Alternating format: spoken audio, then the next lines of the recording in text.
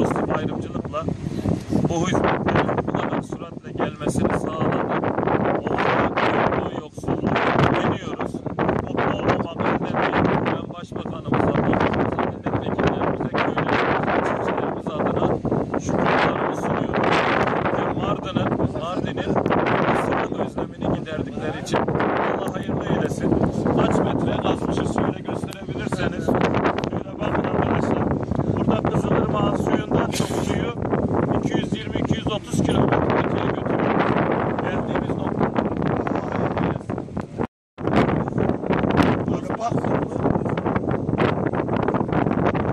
En önemli sulama projelerinden biridir.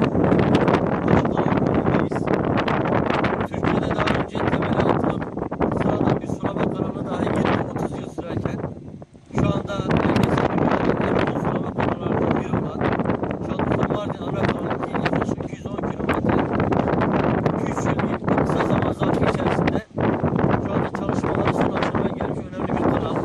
Bununla birlikte yalnız Şanlıurfa değil, Şanlıurfa ile birlikte Mardin'in, Kızıltepe'nin, Kuzeyli'nin verimli toprakların suyla buluşturacağı önemli bir çalışma. Allah'ın olsun ülkemizin hükümetleri çalışıyor. Millete hizmet için aktarılması gereken kaynaklar bu ülkede yıllarca faiz ruhlarına aktarılırken Allah'ın olsun 12 yıldır AK Parti iktidarla birlikte artık millete hizmet olarak geliyor.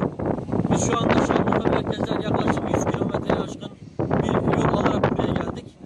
Yolda yapılan yolları, yolda yapılan okulları, sağlık ocakları, sulama kanallarına şahit olarak geldik.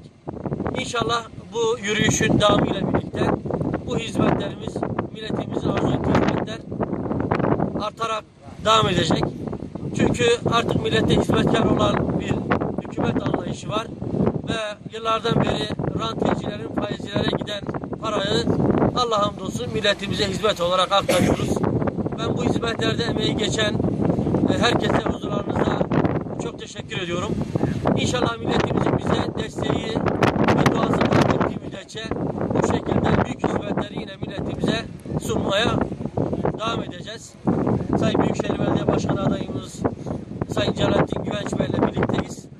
İnşallah bundan sonraki süreçte Şanlıurfa'nın yeni büyükşehir olmasıyla birlikte bütün köylerimizin, ilçelerimizin büyükşehire bağlanmasıyla birlikte artık yeni hizmetleri büyükşehir